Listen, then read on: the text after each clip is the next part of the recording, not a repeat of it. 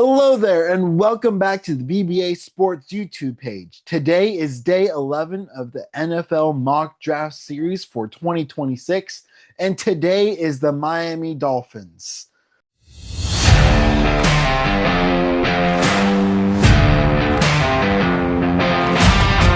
Sorry for not getting out a video yesterday. I was having some internet problems, but was able to get them all figured out and was able, I'm going to do two videos today. Um, So let's get into the mock. Just a reminder, we'll be using the different ranking system of superstar, dependable starter, shaky starter, quality backup, fringe backup, and practice squad player. Today, the Miami Dolphins picks as of April 2nd is two in the first round, 111th overall and 130th overall, a second, four thirds, a fourth, a fifth, and two sevenths. So, without further ado, the Miami Dolphins selected 11th overall, Francis Mauigoa, offensive tackle from Miami. I've been projected as a superstar and gave Miami a A- for their draft ranking for this pick. Francis Mauigoa is a really good all-around offensive lineman. He plays on the left side of the center. Um, and with this pick, the Dolphins will solidify their offensive line in a really good way. And here's why. Francis Mauigoa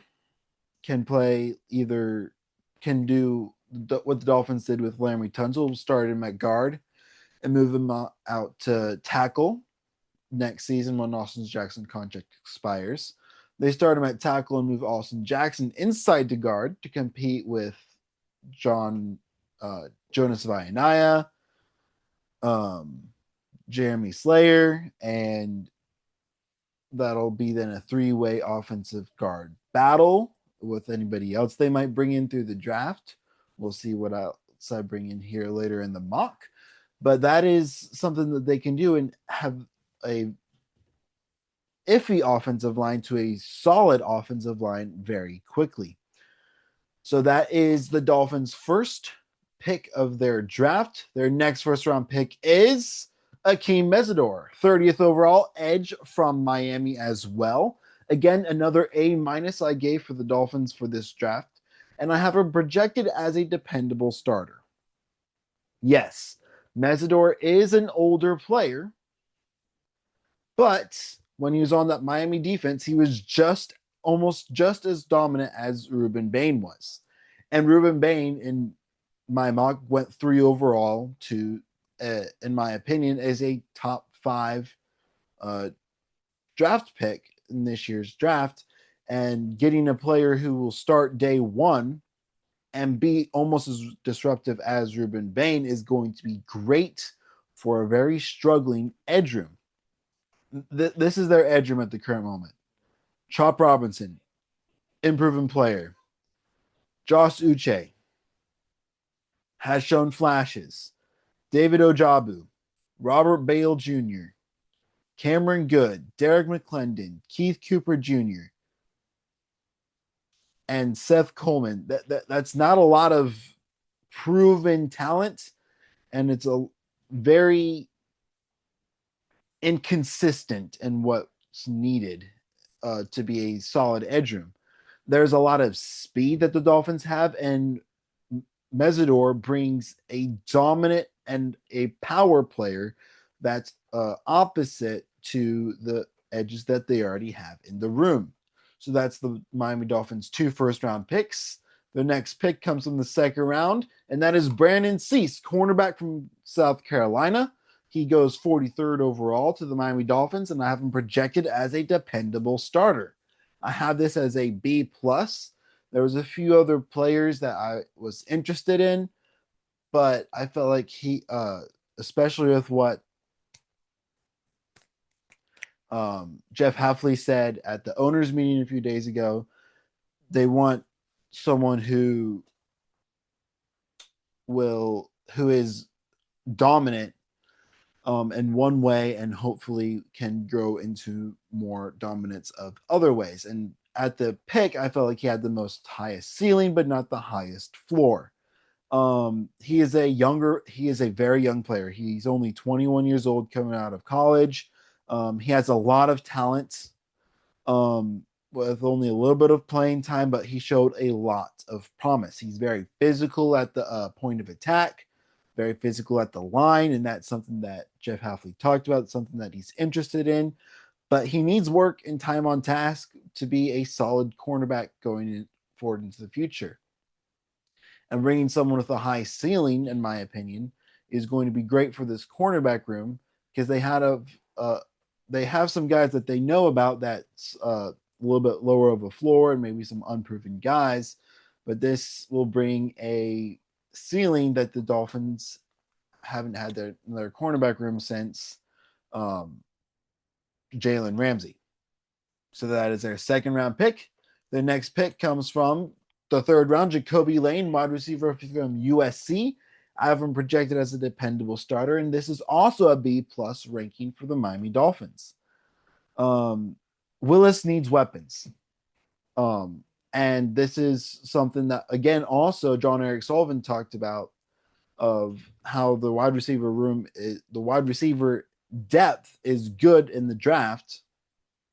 And looking back at Packers history, they've drafted a majority of their wide receivers from the second, third, and fourth rounds.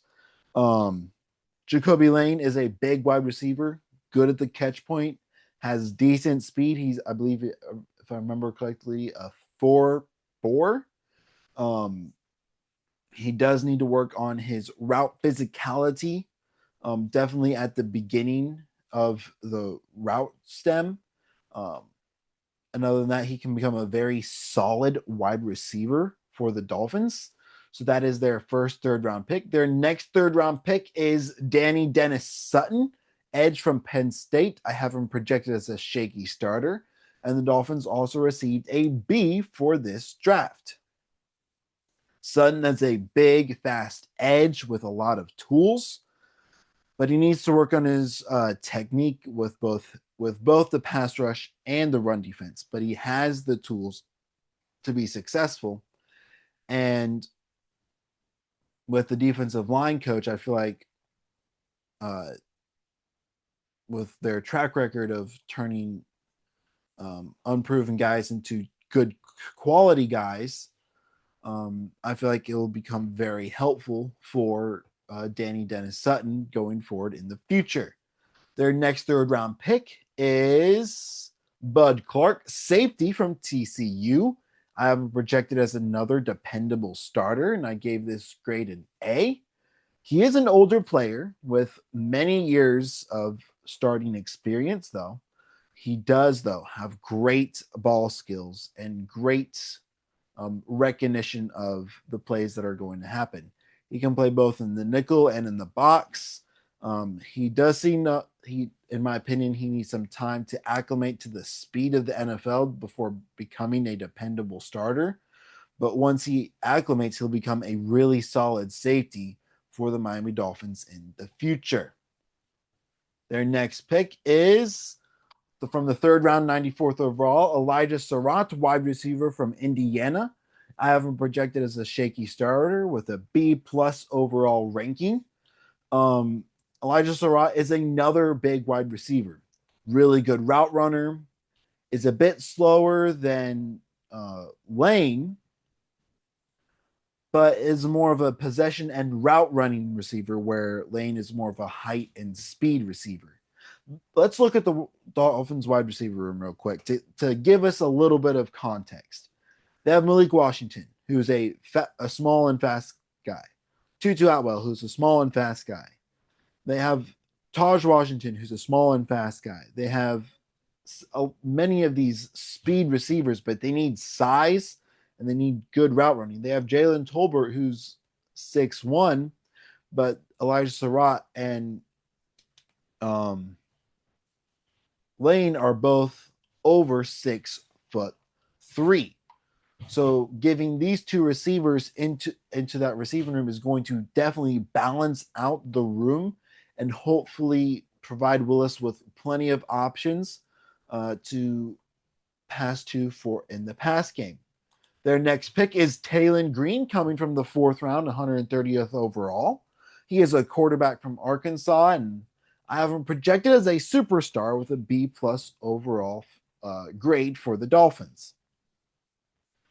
In my quarterback um, video that I did, I talked about how Taylon Green has all the tools to be an amazing NFL quarterback, but he needs to grow as a passer if he wants to be that and to start in the NFL. And sitting behind Malik Willis and Quinn Ewers for a few years, hopefully he'll turn into that. But we haven't seen that from him take that step from a running quarterback who can throw the ball to a quarterback who can throw the ball and run the ball. But he's very physical. He does like to stay and throw in the pocket. It's just he needs to learn and grow into becoming a good pocket passer if he wants to succeed in the NFL.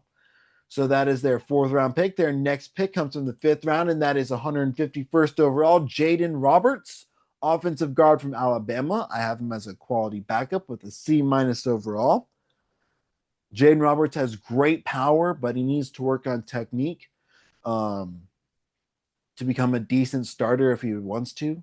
He does have a decent run protection, but he definitely needs to work on pass protection.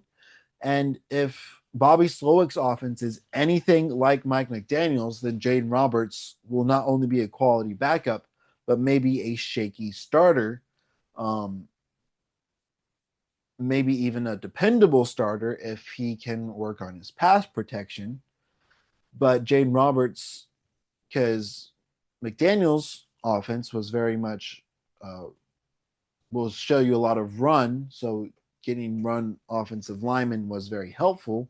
So maybe getting someone like Jaden Roberts is going to be better in a system like that, or maybe, but he's definitely got that power, and he just needs to work on that technique.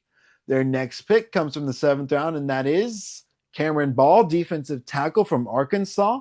I have him projected as a quality backup with a B minus overall ranking for the Dolphins pick. Again, another player that has the tools but needs to put the work in to become to work on his technique and cleaning up some parts of his game to become a quality backup for an NFL team and hopefully the Miami Dolphins. So let's see what he's able to do. And their last pick is Eric McAllister, wide receiver from TCU. Again, another quality backup projection with a B overall grade for the Dolphins. Again, another height receiver who needs to work on being more physical at the catch point and in the route running. He has the tools to be a good receiver, but he needs to work on these things if he wants to be anything more than just a fringe backup player and become a quality backup player like a 3 or a 4 receiver. So that was the Dolphins draft. Let's go look at the draft results. I gave this a B plus overall for the Dolphins. They selected Francis Mauigoa, Akeem Mesidor, Brandon Cease, Jacoby Lane, Danny Dennis Sutton, Bud Clark, Elijah Surratt, Taylon Green, Jaden Roberts, Cameron Ball, and Eric McAllister. This is definitely raising the floor of a torn down Miami Dolphins team, and hopefully this will help move forward in that rebuild. Definitely rebuilding the line, giving some weapons for Malik Willis to throw to, solidifying some more of that defensive backfield, 2 potential superstars, 4 potential dependable starters, and 2 potential shaky starters. That is 8 starters coming in from this draft, and 8 potential starters coming from this draft, and I'm really excited to see what they also have on top of adding potential 3 quality backups. So that was the Miami Dolphins mock draft. Come back later today to see the Dallas Cowboys mock draft for the official day 12 round, official day 12 mock draft that is supposed to be today. Um, thank you all for please like and subscribe down below. Thank you for everything. Hope you enjoyed the video. Peace.